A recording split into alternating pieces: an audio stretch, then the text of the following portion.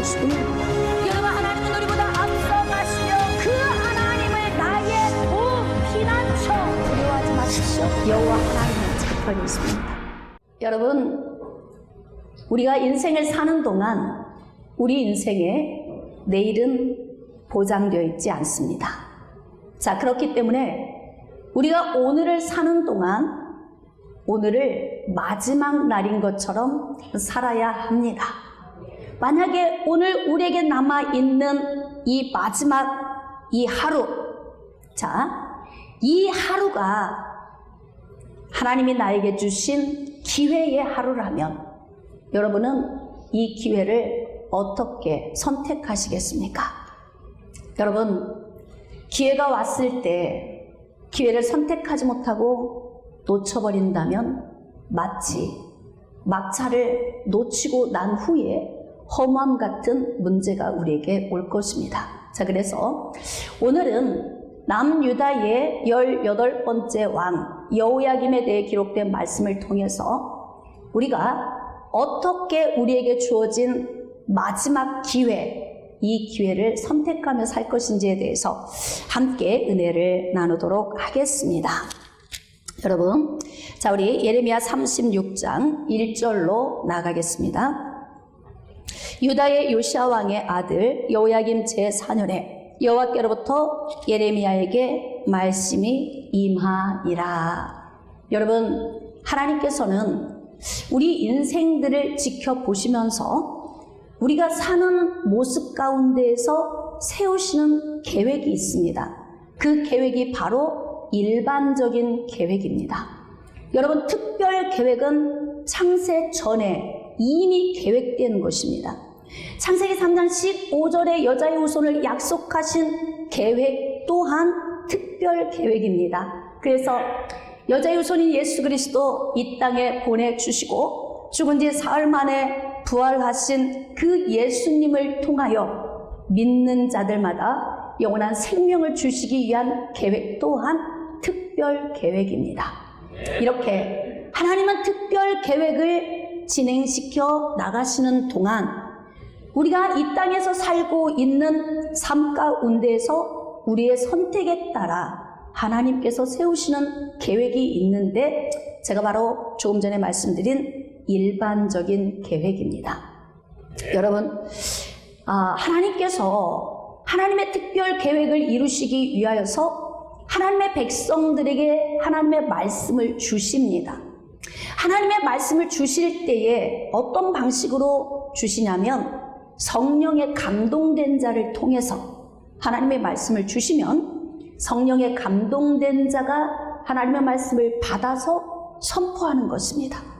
또한 이 선포된 말씀을 서기관들이 받아서 기록하든지 아니면 직접 하나님의 말씀을 받은 사람이 기록하기도 하지요. 그래서 기록된 말씀은 곧 하나님이십니다. 요한복음 1장 1절 말씀에 태초에 말씀이 계시니라. 이 말씀이 하나님과 함께 계셨으니 이 말씀은 곧 하나님이시니라. 하나님께서 예레미야 선지자에게 지금 말씀을 주셨어요. 그런데 이 말씀을 주실 때가 언제냐면 여호야김 주기 4년 될 때다 그렇습니다. 여러분, BC 586년에 남유다가 멸망을 했는데 남유다의 멸망의 이 사건에 대해서 하나님이 계획해 놓으신 이유는 하나님의 백성들이 너무나 범죄하는 가운데 사는 거예요. 죄 가운데서 늘 범죄하니까 하나님께서 너희들 이렇게 멸망 올 거야. 그러니까 이 멸망을 내가 앞에 두고 있으니까 언제라도 유턴하고 돌아오기만 해. 그러면 내가 용서해주고 내 일반적인 계획을 바꿀 수도 있어.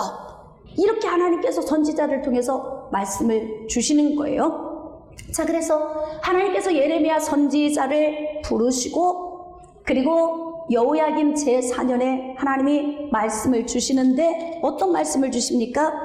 2절입니다. 너는 두루마리 책을 가져다가 내가 내게 말하던 날 곧 요시아의 날부터 오늘까지 이스라엘과 유다와 모든 나라에 대하여 내가 내게 일러준 모든 말을 거기에 기록하라.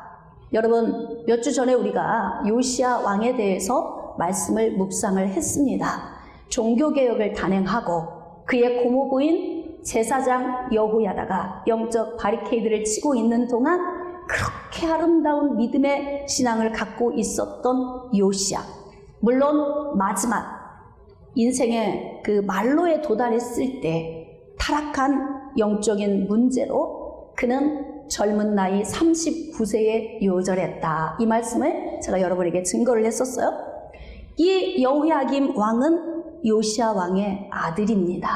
아버지는 그래도 그런 대로 하나님 앞에 영적으로 온전히 서서 영광 돌리며 살았던 왕인데, 여호야김 이 왕은 아버지가 간 길로 가지 않고 악한 길로 간 왕입니다. 그러니까 지금 예레미야가 요시야 왕 통치 중간에 부름받아서 마지막 남유다가 멸망하는 시드기야 왕까지 이 요시야 가문이 통치하는 기간 동안에 하나님의 말씀을 선포했던 예레미야인데, 하나님이 지금 뭐라고 명령하시냐면, 야, 요시야 왕 때부터 내가 너에게 줬던 그 말을 이제는 두루마리에 다 기록하라, 이렇게 명령을 하신 거예요. 자, 그래서 유다 가문이 내가 그들에게 내리려 한 모든 재난을 듣고 하나님의 말씀을 기록하고 기록된 말씀을 낭독하면 하나님의 백성들이 이 말씀을 듣게 되는 거예요. 그러니까 여러분들이 주일날 성경책을 들고 교회에 나오실 때에 이게 하나님의 말씀이 기록됐으니까 이 말씀이 곧 하나님이시잖아요. 그러니까 여기에 기록된 말씀을 두렵고 떨림으로 사모하는 마음으로 주님 앞에 오셔야 합니다. 하나님의 말씀은 곧 하나님이시기 때문에 그렇습니다. 그래서 지금 하나님께서 뭐라고 말씀하시냐면, 예레미야야, 네가 나한테 받아서 기록한 그 말씀을 백성들에게 낭독을 하면 그 말씀을 듣고 이들이 회개하는 은혜를 나타낼 거야. 지금 이렇게 말씀을 하시는 거예요. 그러니까 하나님은 지금 기대감이 있으신 거죠. 하나님은 멸망을 앞두고 있지만 멸망을 취소할 수도 있으시다. 여러분, 하나님께서 선지자를 통해서 멸망에 대한 예언의 말씀을 미리 주시는 이유는 멸망이 목적이 아니라 회개하고 돌아오게 하기 위한 목적입니다. 그러니까 지금 하나님께서 점점 멸망으로 다가가고 있는 유다 백성들과 또 유다 왕에 대해서 악한 길에서 돌이키기를 기대하시는 거예요. 하나님도 우리를 향한 기대하는 마음이 있으십니다. 오늘 우리를 향한 기대감이 있으십니다. 오늘 예수 그리스도 이 땅에 보내주시고 죽은 지 사흘 만에 부활케 하신 하나님을 얼마나 기뻐하고 즐거워하나 어디 한번 보자 이러고 하나님께서 그냥 시퍼렇게 눈을 뜨고 우리를 지켜보신단 말이에요. 어때요? 오늘 기쁨으로 예배 올려드렸습니까? 발견된 줄 믿습니다. 발견되면 하나님의 능력이 우리에게 임하십니다. 그러니까 하나님은 하나님의 백성들을 향한 기대감이 있으신 거예요. 하나님이 하나님의 백성들을 멸망시키고 쓸어버리는 것이 즐거우시겠습니까? 그러니까 하나님은 어떻게 해서든지 기회를 줘서 유턴하고 돌아오게 하기 위하심이에요. 그러니까 악한 길에서 돌이킬 거야. 그리하면 그 악과 죄를 내가 용서할 거니까 지금 내가 너에게 하는 모든 말을 받아 기록해. 그리고 백성들 앞에서 낭독해. 이렇게 하나님이 명령을 주신 거예요. 자, 그래서 서기관 바룩에게 하나님이 주신 말씀을 선포하니까 서기관이 옆에서 다 받아서 두루마리에 기록을 합니다. 자, 이제 기록을 하고 난 후에 성전 안에 있는 사람과 모여든 백성들에게 이 말씀을 낭독을 한 거예요. 이 말씀을 낭독을 할 때에 그 가운데 누가 있었냐면 11절입니다. 사반의 손자여 그마랴의 아들인 이가야가 그 책에 기록된 여호와의 말씀을 다 듣고, 밑줄 그으세요. 거의 듣고. 여러분, 듣는 자가 복이 있습니다. 요한계시록 말씀에서 자주 기록된 말씀이 있어요. 성령이 교회들에게 하시는 말씀을 들을지어다. 들을 수 있는 귀가 있는 사람이 복이 있습니다. 들을 수 있다는 것은 마음이 열린 것이고, 마음이 열렸다는 것은 하나님을 바라보고 있다는 거예요. 그러니까 그 가운데에서 미가야가 그 기록된 여호와의 말씀을 다 들은 겁니다. 자, 그리고 미가야가 왕궁에 있는 고관들에게 달려갔습니다. 고관들에게 달려가서 여차히 저차히 이야기를 하니까 그 고관들이 그러면 그 두루마리를 좀 가져와 봐라. 그래서 바룩이 가지고 왔습니다. 자, 고관들이 그럼 우리 앞에서 한번 그 책을 낭독해봐. 그러니까 바룩이 그 책을 두루마리를 조금씩 펼치면서 말씀을 읽어 내려가기 시작하는 거예요. 하나님의 기록된 말씀을 읽어 내려가는데 거기에 어떤 말씀이 기록되어 있을까요? 여러분이 예레미야 말씀을 묵상해서 아시겠지만 하나님이 예레미야를 부르시고 예레미야야, 지금 네가 무엇을 보고 있느냐? 이렇게 질문을 하셨어요. 그러니까 예레미야가 대답했단 말이에요. 끓는 가마가 보입니다. 그런데 이 끓는 가마가 북쪽에서부터 기울어졌나이다. 그러니까 하나님께서 말씀을 주시죠. 북방에서 한 나라를 일으켜 이 땅을 멸할 것이다. 그러니까 하나님이 주신 말씀을 다 기록을 했으니까 지금 이들이 예레미야서를 읽고 있는 것과 같은 거예요.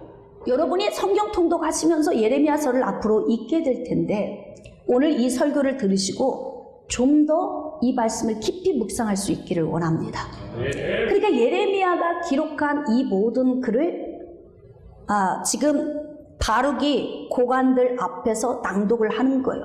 그런데 이 낭독한 말씀의 내용인즉슨 복을 주리라 복을 주리라 복을 주리라가 아니라 멸망하리라 멸망하리라 멸망하리라.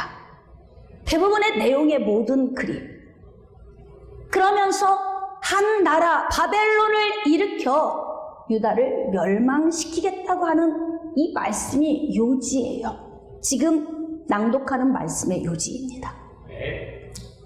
자, 이 말씀을 듣는데 고관들이 깜짝 놀라는 거예요. 여러분 생각해 봅시다. 거의 남유다가 멸망할 때까지 40여 년을 예레미야가 남유다 멸망합니다. 멸망합니다. 곧 옵니다. 계속 선포했어요. 그런데 유다 백성들이 이 말씀을 귀담아 듣지 않습니다. 그리고 여러분, 선지자 한 사람이 가는 곳에서 외치는 이 말씀이 얼마나 효력이 있겠습니까? 이들이 마음이 열려 있다면 회개의 영이 임하여서 회개하는 역사가 있고 유턴하고 돌아올 텐데 너무나 악한 삶을 살다 보니까 이 말씀이 귀에 들어오지 않는 거예요. 그러니까 이 말씀을 봉독하는데 생소한 거예요. 여러분, 제가 설교할 때 깜짝깜짝 놀랄 때가 있어요. 언제인 줄 아십니까? 목사님, 처음 듣는 말씀 같아요.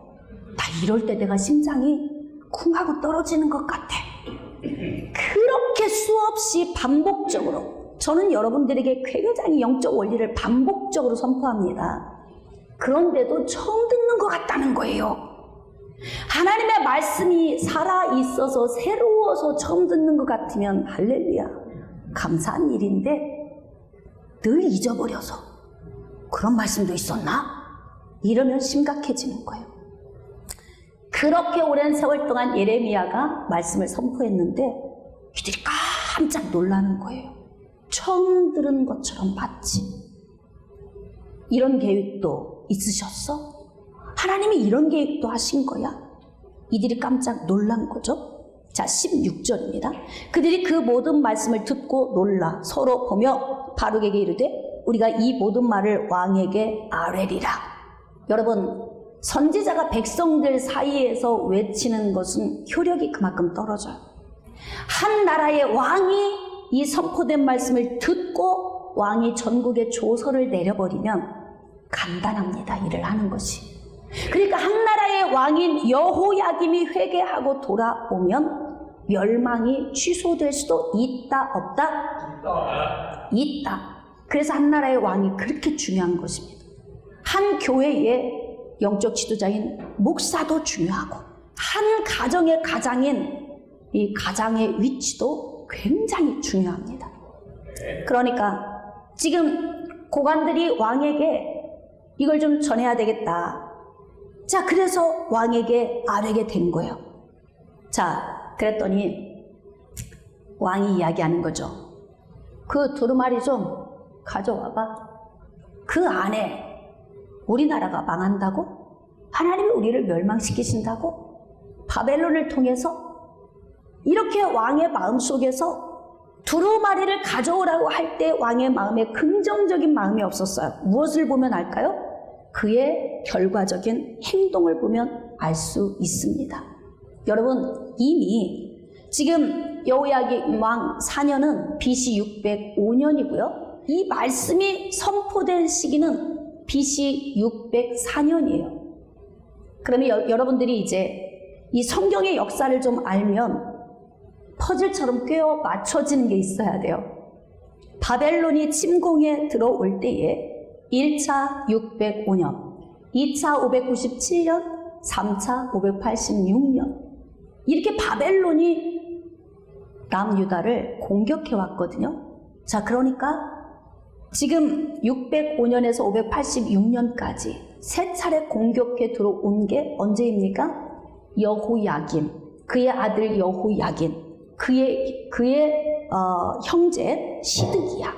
남아있는 약 17, 18년 이 기간 동안에 바벨론이 계속 쳐들어오는 거예요. 그러니까 이미 이 하나님의 말씀이 낭독될 때에는 1차 바벨론이 침략해 들어와서 많은 사람들이 죽임을 당하고 벌써 포로로 끌려간 상황입니다. 자, 이 정도 문제 왔으면 하나님께서 말씀을 주시면 기회 아닙니까? 회개하면 멸망 취소할 수도 있어. 기회 아닙니까? 우리 인생에 내일은 보장되어 있지 않기 때문에 오늘 하루가 나의 마지막 날이라는 마음을 가지고 우리가 살아야 해요. 그러니까 하나님이 오늘 우리에게 말씀을 주셔서 기회를 주셨다면 이것이 우리에게 어떤 기회입니까? 마지막 기회인 거예요. 마지막 기회. 이 마지막 기회를 어떻게 선택하느냐, 이게 굉장히 중요하죠. 이미 바벨론이 1차 들어와서 백성들을 포로로 끌고 가고 많은 사람이 죽임을 당했다면 이때쯤은 좀 정신 차려야 하지 않을까요? 응? 하나님의 계획을 바꿔주신다는데, 내 인생의 멸망이 앞에 있는데 살 수도 있다는데 이게 얼마나 좋은 기회입니까? 이 기회를 놓친다면 굉장히 우둔한 사람인 거예요. 어리석은 것입니다. 자, 그런데 왕이 바룩에게 두루마리를 가져오라고 명령을 합니다. 여러분, 왕이 신하에게 두루마리를 가져오라 명령하니 신하가 두루마리를 가져와서 왕 앞에서 읽기 시작하는 거예요. 자, 하나님의 말씀을 낭독하는데 22절, 그때는 9째 달이라 왕이 겨울 궁전에 앉았고 그 앞에는 불 피운 화로가 있더라. 왕 앞에 화로가 있습니다. 그런데 지금 하나님의 말씀을 낭독합니다. 그림이 그려집니까? 자, 23절, 여호디가 서너 쪽을 낭독하면 왕이 칼로 그것을 연하여 베어 화롯불에 던져서 두루마리를 모두 태웠더라. 거기에 밑줄 좀 그으세요. 여러분, 하나님의 말씀은 곧 하나님이십니다. 그런데 지금 하나님의 말씀이 낭독되는데 서너 쪽 낭독하기 시작하면 그때 왕이 와서 날카로운 칼로 베어다가 자기 앞에 있는 화롯불에서 태우는 거예요. 여러분, 그 모습이 그림이 그려집니까? 야, 이 여호야김 왕의 얼굴빛과 태도를 지금 하나님이 지켜보고 계신 거예요. 하나님이 살아계시긴 살아계신 거야? 어떻게 하나님이 남유다를 멸망시키신다고? 그러지 않아. 내가 바벨론을 이길 거야. 뭐 별 생각을 다 했겠죠. 그러면서 다시 또 낭독하면 가서 또 칼로 베어내고 그것을 또 불에 태우고 이 말씀이 다 낭독될 때까지 왕이 곁에서 그 말씀을 칼로 다 베어서 불로 다 살라버린 거예요. 여호야김이 이렇게 행동할 수밖에 없었던 이유가 무엇일까요? 강팍하기 때문입니다.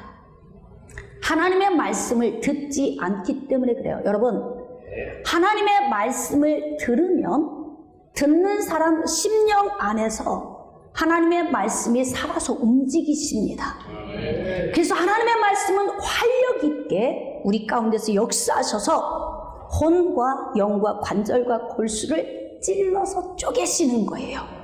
그러니까 하나님의 말씀을 진정으로 들었다면 여기에서 회개의 역사가 일어나고, 오늘 내 인생에 주신, 하나님이 나에게 주신 이 마지막 기회를 다시 회생하고 살아나는 것으로 이 기회를 붙잡아야 됩니다. 그런데 여호야김은 얼마나 심령이 강팍한지 하나님의 말씀을 듣지 않아요. 회개하지 않습니다. 그리고 하나님의 말씀을 불태웁니다. 이 행위는 하나님을 경홀히 여기는 것입니다. 하나님을 멸시하는 거예요.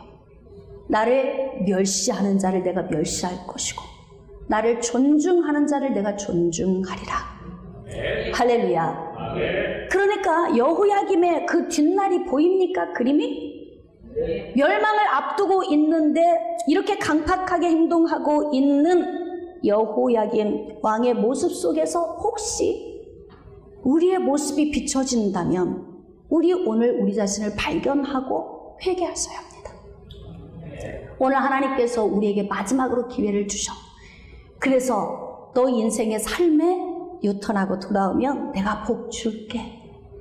그냥 유턴하고 돌아만 와. 내가 다른 걸 요구하지 않아. 내 얼굴을 구하고 내 영광을 구하면 내가 은혜 줄게. 내가 너를 얼마큼 사랑하는지 알지? 내 품속에 있는 독생자 예수 너에게 보냈잖아. 창세기 3장 15절에 약속한 그 약속이 수천 년 지나도록 내가 품속에 품고 있다가 나의 때에 이 땅의 여자의 후손으로 보내서 너희들을 소생시키고 살렸잖아. 그가 생명이기에 땅속에 머물러 있지 않고 무덤을 깨뜨리고 죄의 권세를 깨뜨리고 부활하지 않았느냐. 나는 너희를 사랑한다. 그러니까 기회를 주는 거 아니에요? 사랑하시니까 기회를 주시는 거예요. 그런데 하나님의 사랑을 받을 그릇이 못 되는 겁니다. 그러니까 하나님의 말씀을 다 불에 던져 살라버린 거예요. 자, 24절입니다. 왕과 그의 신하들이 이 모든 말을 듣고도 두려워하거나 자기들의 옷을 찢지 아니하였고, 무언에 동조하는 동조자들이 왕 곁에 함께 있는 거예요. 이렇게 비슷한 사람들이 함께 모이면 같이 멸망하는 것입니다. 여러분, 우리 주변에 깨어있는 사람이 있는 것이 여러분에게 복입니다. 깨어있는 사람이 하는 말이 아프죠. 권사님, 코로나라고 너무 집에만 계시지 말고 성전 예배를 좀 회복하세요. 나도 알아. 그런 말 안 해도 나도 알아. 그러나 전염병이라 위험하니까 안 가는 거야. 내가 뭐 몰라서 안 가는 줄 알아. 또 이렇게 말하는 사람이 있을 거예요. 응? 권사님, 지금이 하나님 앞에 나와서 회개할 때입니다. 그러면 아프잖아, 이 말이요. 그러면 이 말씀이 하나님의 말씀으로 듣고 내 심장 안에서 이 말씀이 아멘하면, 알았어 권사님, 집사님, 안수 집사님, 제가 교회 나갈게요. 그리고 하나님 앞에 예배 드릴게요. 그리고 회복해야지, 회복해야지, 이렇게 마음을 먹어야 하지 않겠습니까? 그런데 하나님이 음성을 주신 그 기회를 모두가 다 선하게 붙들까요? 그렇지 않아요. 여러분 주변에 그런 사람 많죠? 강팍한 사람. 내 유익을 위한 게 아닌데, 당신의 유익을 위한 것인데, 그렇게 애원하듯이 말을 함에도 불구하고 남의 말 듣듯이 스쳐 지나가 버리는 강팍한 사람들 많잖아요.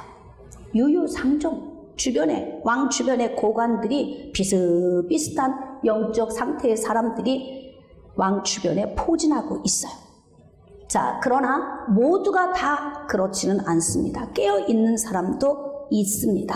자, 25절입니다. 엘라단과 들라야와 그마랴가 왕께 두루마리를 불사르지 말도록 아뢰어도 왕이 듣지 아니하였으며. 그렇죠? 이렇게 강팍해요.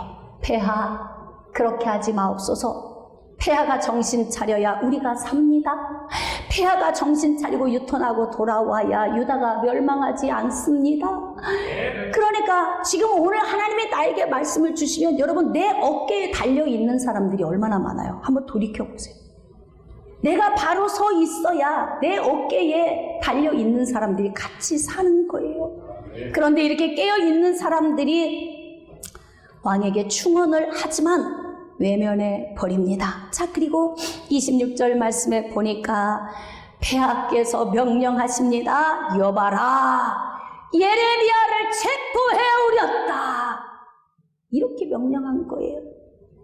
하나님이 주신 마지막 기회. 우리에게 내일은 보장되어 있지 않습니다. 내일은 어떻게 될지 몰라요. 그러니까 오직 우리에게 남은 날은 지금 이 시간, 현재, 지금이 우리에게 남은 시간 아닙니까? 그러니까 지금 유턴해서 돌아와야 하는데 마음이 더 강팍해졌습니다. 예레미야를 왜 체포합니까? 예레미야 말입니까? 아닙니다. 주의 종이 말씀을 선포하는데 왜 주의 종에 대해 미운 마음이 듭니까? 주의 종 이야기입니까? 아니에요. 하나님의 말씀이에요. 그런데 하나님의 말씀을 대언했는데 이 말씀이 내 심장에 찔리면 어떤 사람은 회개하고 옷을 찢으며 유턴하고 돌아온 사람이 있는가 하면 이를 갈고 돌을 던져서 스데반을 쳐 죽이는 것 같은 현상을 나타내기도 한다는 거예요. 우리가 주일이면 하나님의 말씀을 받기 위해서 성전으로 나옵니다. 여러분, 하나님의 말씀을 받을 때에 여러분의 귀는 열려 있으십니까? 네. 자, 10%만 열려 있는 것 같아요. 아멘을 안 하시는 분은 닫혀 있는 겁니까? 네? 자, 여러분, 지금 하나님의 말씀을 듣고 계십니까? 네. 할렐루야. 여러분에게 복이 있습니다. 네. 할렐루야. 그러니까 하나님께서 귀를 열고 듣는 자에게 복을 주시는 거예요. 왜? 귀를 열고 들으면 선택을 어느 방향으로 할까요? 선한 방향으로 하겠죠. 자, 이제 왕이 두루마리를 다 불태우고 난 다음에 하나님이 예레미야에게 말씀을 주십니다. 예레미야야, 그 말씀 다시 기록해. 거기에다가 지금 여호야김이 행한 행동을 추가 기록까지 해. 이렇게 하나님이 예레미야에게 말씀을 주시면서, 자, 30절 한번 봅시다. 그러므로 여호와께서 유다의 왕 여호야김에 대하여 이와 같이 말씀하시니라. 밑줄 그읍시다. 그에게 다윗의 왕위에 앉을 자가 없게 될 것이요, 그의 시체는 버림을 당하여 낮에는 더위 밤에는 추위를 당하리라. 자, 그 밑에 보니까 내가 그와 그의 자손과 신하들을 그들의 죄악으로 말미암아 벌할 것이라. 유유상종, 무언에 동조한 신하들까지도 하나님이 벌을 내리신다는 거예요. 자, 그런데 역대하 36장 6절 말씀에 어떤 말씀이 기록되어 있냐면 바벨론이 공격해 들어와서 지금 여호야김 왕을 바벨론 포로로 끌고 갑니다. 그리고 그의 아들 여호야긴이 왕이 되었는데 3개월 만에 사람을 보내서 또 바벨론으로 또 끌고 갑니다. 정말 한나라 왕이 비참하게 인생의 말로를 맞게 되는 거죠. 여러분, 하나님께서 이렇게 기회를 주셨을 때 긍정적인 방향으로 이 기회를 삼으면 얼마나 좋았겠습니까? 자, 그렇다면 왜 마지막 기회를 놓친 걸까요? 자, 이제 우리 시편 34편으로 나아갑시다. 여호야김이 왜 인생의 마지막 기회, 나라의 멸망을 앞두고 있는데 이 기회를 놓칠 수밖에 없었나? 이 요인을 알면 우리는 기회를 붙들 수 있는 사람이 되는 것입니다. 자, 시편 34편 7절입니다. 여호와의 천사가 주를 경외하는 자를 둘러 진치고 그들을 건지시는도다. 자, 이 말씀을 기록할 수 있었던 배경을 좀 알아야 돼요. 여러분, 자, 저를 보세요. 다윗을 계속 뒤쫓았던 사울이 있습니다. 사울에 의하여서 다윗은 정말 힘겨운 시간들을 오랫동안 보냈어요. 도망 다니느라고. 그래서 죽음의 위기를 늘 만나게 되었죠. 사울을 피해서 블레셋 땅으로 도망을 갔습니다. 그리고 가드왕 아기스에게로 갔는데 다윗이 얼마나 유명한지 블레셋 신하들이 보더니, 아니 저 이스라엘 백성들이 사울은 천천히요, 다윗은 만만이라고 했던 그 다윗 아닙니까? 다윗을 알아보는 거예요. 그러니까 순간에 다윗이 어떤 생각이 들었냐면, 여기도 안전지대는 아니야. 여기에 있다가 자칫 죽겠구나. 위기를 느낀 거예요. 그러니까 그 순간에 다윗이 얼마나 하나님을 찾았겠어요, 속으로. 하나님, 긴급합니다. 어떻게 해야 할까요? 그랬더니 마음에 감동이 오는 거야. 그러니까 갑자기 다윗이 긴장을 풀고 눈을 탁 푸는 거야. 눈빛을 착 빼더니 침을 질질질 흘려. 그리고는 대문 앞에 가서 그저 가는, 미친 척 하는 거죠. 성령께서 감동을 주신 거예요. 너 그냥 멀쩡한 모습으로 있다가 죽는다. 그러니까 어떻게? 빨리 힘 빼. 네, 눈에 총기도 빼고. 여러분, 다윗의 특징이 뭐예요? 눈에 총기가 있다 그랬어요. 얼굴이 아름다워. 빛이 넘치고 막 살아있어. 그러니까 순간에 하나님이 너의 모든 좋은 모습을 안 좋은 모습으로 바꿔, 빨리. 눈에 힘 빼고 아름다운 얼굴에 초췌한 모습으로 하고 비틀거리면서 미친 체 좀 해라. 그래야 너 산다. 그러니까 다윗이 그대로 순종을 한 거예요. 그랬더니 아기스 왕이 그러는 거예요. 저자 미쳤잖냐? 왜 미친 저자를 왜 내 앞에 두고 있냐? 빨리 밖으로 내보내! 이렇게 된 거예요. 그래서 밖에 나와서 휴, 살았다. 에? 그리고 나서 다윗이 쓴 시예요. 자, 근데 지금 뭐라고 말하고 있냐면, 여호와의 천사가 주를 경외하는 자를 둘러 진치고 그들을 건지시는도다. 가드왕 아기스에게서 건진받았어요. 그 위기를 모면했단 말이에요. 에? 그런데 그가 뭐라고 고백하냐면, 나 위기에서 하나님이 나를 건져주셨어. 근데 왜 건져주셨느냐, 거기에 이유를 기록하고 있어요. 자, 이제 여러분이 대답하셔야 돼요. 자, 건져주신 이유가 무엇입니까? 시작. 웅얼웅얼 하지 말고 정확하게. 뭐라고 기록되어 있어요? 여러분, 성경은 영적 원리입니다. 신앙생활을 하는 것을요, 마치 멍에를 메고 가듯이 신앙생활 하지 마세요. 진리를 알면 자유해집니다. 이 영적 원리를 쫓아 살면 굉장히 신앙생활이 즐겁습니다. 그런데 지금 다윗은 뭐라고 고백하고 있냐면, 나를 둘러 진치고 나를 건지신, 천사를 보내서 나를 도우신 그 하나님이 왜 나를 도우셨냐면, 내가 하나님을 경외하고 살기 때문에 나를 도우신 거다. 여러분, 누구보다도 내가 내 자신을 더 알지 않아요? 오늘 한번 봅시다. 나는 하나님을 경외하는 자인가? 나는 하나님에게서 멀리 떨어져 있는 자인가? 여호야김이 왜 인생의 마지막 기회, 기가 막힌 거죠. 멸망을 취소할 수도 있다, 이렇게 말씀하시는데 왜 그 기회를 잡지 못하고 더욱더 마음을 강팍하게 했을까요? 여호와를 경외함이 없기 때문에 그래요. 그러니까 여러분이 이것을 그림을 그려보세요.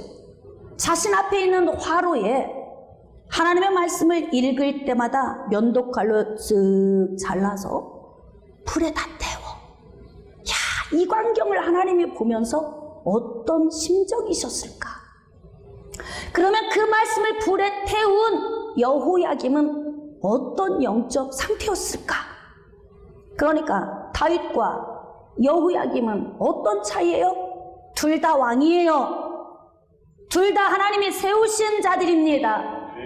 그럼에도 불구하고 다윗은 하나님을 경외하는 삶을 살았고, 여호야김 안에는 하나님을 경외함이 없었다는 거예요. 하나님을 공경하고 두려워하는 마음이 없는 여호야김, 그의 인생은 바벨론의 포로로 끌려가요. 자식도 포로로 끌려가요. 그리고 그의 형제 시드기야도 포로로 끌려갑니다.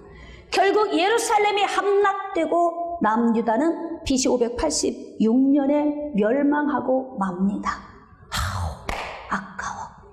기회가 있었는데. 그렇죠? 여러분이 가끔 뒤를 돌아보면서 그때가 기회였는데, 그 놓친 것 때문에 지금도 막 마음이 속이 상하고 쓰리고 아린 그런 분 혹시 안 계십니까? 특히 하나님이 주신 마지막 기회, 지금입니다. 내일은 보장되어 있지 않습니다. 방송 앞에서 예배드리시는 분들, 이제 정말 주일에 코로나 때문에 못 나오지만 체인지해서라도 구역장님이 오늘은 가지 마시고 제가 갈게요. 그래도 일주일에 한 번씩이라도 돌아가면서라도 성전을 좀 밟읍시다. 이런 열정을 가지고 하나님의 성전에 나오셔야 합니다. 깨달아지시면 아멘. 그러니까 우리 인생에 주어진 기회를 잘 잡는 경우가 어떤 경우냐면, 하나님을 경외하는 마음을 가지고 있으니까 하나님의 성령의 은혜 안에 붙들려서 감동 감화가 오고 순간의 순발력, 영적 순발력, 그래서 탁월한 이 순발력을 동원해서 죽음의 위기에서 살아난 다윗이 내가 하나님을 경외하는 삶을 살았더니 순간에 하나님이 나를 깨닫게 하셔서 이렇게 위기를 모면할 수 있게 하신 거야. 지금 이렇게 고백하고 있는 거예요. 두 사람 구분되십니까? 예? 지금 세상에 태어나서 똑같은 왕의 위치에서 삶을 살고 하나님의 백성임에도 불구하고 두 사람의 인생의 색깔이 너무 다르지 않습니까? 예? 너무 달라요. 8절입니다. 너희는 여호와의 선하심을 맛보아 알지어다. 그에게 피하는 자는 복이 있도다. 다윗이 복이 있잖아요. 위기 모면했잖아요. 정말 위기의 때에 잘 선택해서 기회를 잡고 살아났어요. 그런데 내가 경외할 수 있는 이유는 무엇인지 아니, 지금 믿음의 후진들에게 말하고 있는 거예요. 다윗이 어떻게 하면 경외할 수 있느냐? 선하심을 맛보면, 선하심을 맛보면 경외하는 자의 삶을 살 수 있다는 거예요. 매 순간 나의 과거를 돌이키면서 애굽에서 고기가 막 곁에 있을 때가 좋았어. 마늘 먹고 부추 먹고 파 먹고 그냥 종으로 있어도 그곳에서 마음 편하게 먹고 살 때가 좋았어. 주인의 땅은 무슨 주인의 땅, 그냥 애굽으로 돌아갔으면 좋겠어. 이렇게 생각하는 느추한 생각과 마음. 그런데 다윗은 뭐라고 고백하고 있냐면 선하심을 맛보라는 거예요. 왜 이스라엘을 애굽에서 가나안으로 이끌어야 하시며, 왜 이들은 지금 광야에서 이렇게 힘겨운 시간을 보내야 하는가? 이유는 딱 하나입니다. 하나님의 특별 계획을 성취하시기 위한 통로로 이들이 부름받았기 때문에 그러는 거예요. 죽은 영혼들을 살리기 위해서 하나님이 예수 그리스도를 준비해 놓으셨습니다. 그래서 예수 그리스도를 먼저 선포하셨어요. 창세기 3장 15절에 선포하시고, 그리고 그 약속을 이루시기 위해서 쭉 하나님이 아브라함을 부르시고 그들의 자손들을 통해서 가나안 땅을 주시겠다고 약속하시고, 이 특별 계획을 이루시기 위하여서 일반적인 삶 속에서도 하나님이 복을 주시는 거 아닙니까? 그러니까 하나님께서 이렇게 은혜 주시는 그 선하심을 맛보라는 거예요. 그렇구나. 예수 그리스도 오시는 통로로 우리의 조상 아브라함을 부르셨고, 그 아브라함에게 가나안 땅을 약속하셔서 이제 우리가 민족을 이뤘으니까 빨리 가자. 하나님의 선하심이 우리와 함께 하신다. 그곳에 가서 정착하고 있으면 여자의 후손 우리를 통해서 오신다. 그러면 모든 민족이 복을 받게 된다. 창세기 12장 3절 말씀이 성취된다. 이러면서 하나님의 선하심을 맛보면 지금 광야에서의 삶도 그런 대로 지낼만 해요. 왜 그렇습니까? 광야인데 하나님께서 만나를 주시고 메추라기를 주셔서 굶지 않게 하셔서 종합 영양제를 주셔서 영양실조 걸린 사람 한 사람도 없이 그 만나 하나만 먹었는데도 그들에게 힘이 넘치고 가나안을 가서 정복할 수 있도록 은혜 주신 하나님의 선하심을 맛보아 알지어다. 어쩌면 그렇게도 부정적인지 하나님의 선하심을 맛보지 못하고 내 인생의 삶의 형편과 상황과 어려운 문제만 바라보면서 감사하지 못하면 하나님을 경외할 수가 없어요. 경외하지 못하면 어떤 문제가 발생됩니까? 오늘 하나님이 나에게 주신 기회를 놓쳐버립니다. 여호야김이 바로 그렇습니다. 그러니까 하나님을 경외하는 삶이 얼마나 중요합니까? 매일같이 하나님의 선하심을 맛보십시오. 아직도 여러분 인생에 부족한 것이 많고 응답받아야 할 문제 많지만 그래도 돌이켜보면 지금까지 인도해 오신 하나님이 구름기둥과 불기둥으로 나와 함께 하셨구나. 이런 감동 오지 않습니까? 더군다나 예수님 부활 그 은혜를 우리에게 주셔서 마지막 날에 우리를 다시 살리시는 은혜, 이 구원의 완전한 자리까지 우리가 나아가도록 하나님이 어떻게 영원히 우리와 함께 하시니까 이 선하심을 느끼고 맛볼 때 주 하나님 독생자 예수 날 위하여 오시었네. 내 모든 죄 용서하시고 죽음에서 부활하신 나의 구세주. 할렐루야. 하나님의 선하심을 맛보아 알지어다. 내가 누구이기에, 내가 무엇이기에 하나님이 이런 은혜를 주셨는가, 이것을 계속 맛을 보는 거예요. 맛을. 야, 하나님이 오늘도 나를 호흡하게 하시네. 감사해 안 감사해? 내가 막 죽을 것만 두려워하지 말고 나는 영원히 죽지 않는다. 몸은 죽어도 나의 영혼은 주님 품에, 그리고 마지막 날에 예수님이 다시 우리를 일으켜 세워주시는 그 완전 구원의 자리로 나가니까 우리가 받은 은혜가 얼마나 기가 막힙니까? 깨달아지시면 아멘. 그러니까 두려워하지 마시고 하나님의 선하심을 맛보며 사세요. 그러면 하나님을 경외하는 자가 되어집니다. 하나님을 공경하게 되고요, 하나님을 두려워 떨면서 그분의 사랑의 은혜 안에 나아갈 수 있게 되는 거예요. 자, 9절 말씀 우리 한 목소리로 시작. 너희 성도들아 여호와를 경외하라. 그를 경외하는 자에게는 부족함이 없도다. 아멘. 하나님께서 나에게 주신 마지막 기회를 생명의 방향으로 선택하며 나아갈 수 있는 자가 바로 어떤 자이냐면 하나님을 경외하는 자. 그러면 부족함이 없다는 거예요. 다윗이 이렇게 곤경에 빠져 있을 때 하나님이 그 위기를 모면하게 해주신 것에 감사함으로 성도들아 여호와를 경외하라. 그를 경외하라.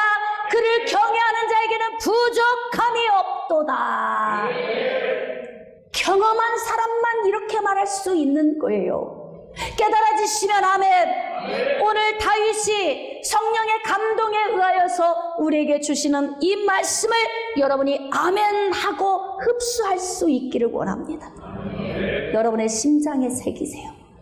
매일 처음 듣는 말씀 같아요. 이런 심장 떨어지는 소리 하지 말고, 네? 정말 막 매 순간 심장에 막 멎는 것 같은 느낌이 올 때가 있어요. 아니, 그렇게 반복적으로 가르쳤는데도 처음 듣는 것 같다고 하면 이걸 내가 어떻게 이해를 해야 할까, 이럴 때가 있어요.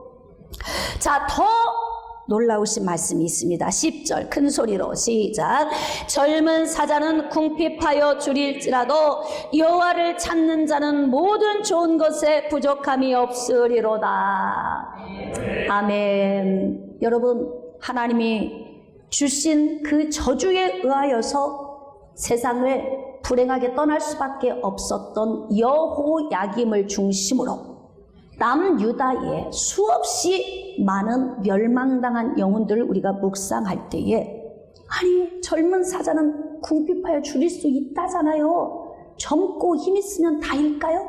난 젊어, 힘 있으니까 돼, 난 오래 살 수 있어.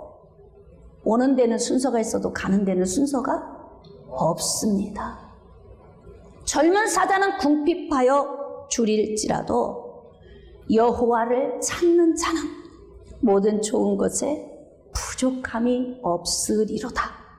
깨달아지시면 아멘. 그러니까 하나님을 경외하는 삶을 살기만 하면 우리 인생에 주어진 위기, 이런 위기를 마지막 기회로 삼을 수 있어요. 마지막 기회로 삼을 때에 우리의 삶은 멸망에서 다시 생명으로 유턴된 삶으로 나아갈 수 있다는 것입니다. 깨달아지시면 아멘. 자, 그렇기 때문에 사랑하는 성도 여러분, 말씀을 좀 정리하도록 하겠습니다.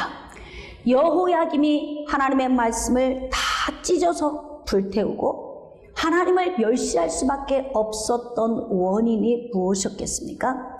바로 경외함이 없었기 때문입니다.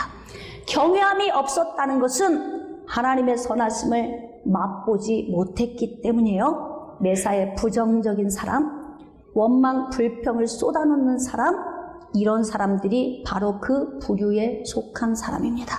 자, 그렇다면 내게 주어진 이 위기 가운데 기회로 만들 수 있으려면 어떻게 해야 하느냐?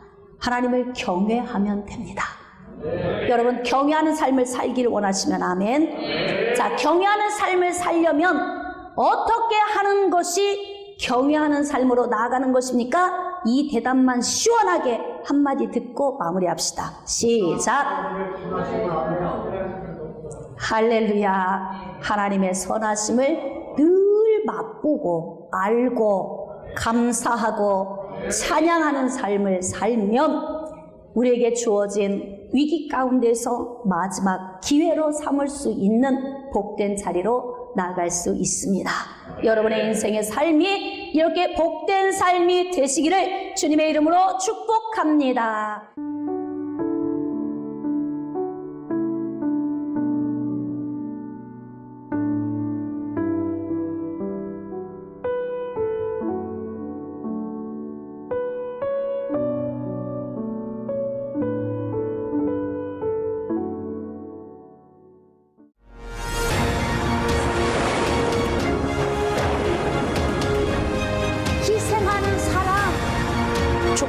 없는 사랑을 주는 여러분, 하나님은 우리보다 앞서가시며 그 하나님을 나의 구 피난처 두려워하지 마십시오. 여호와 하나님은 찾고 있습니다.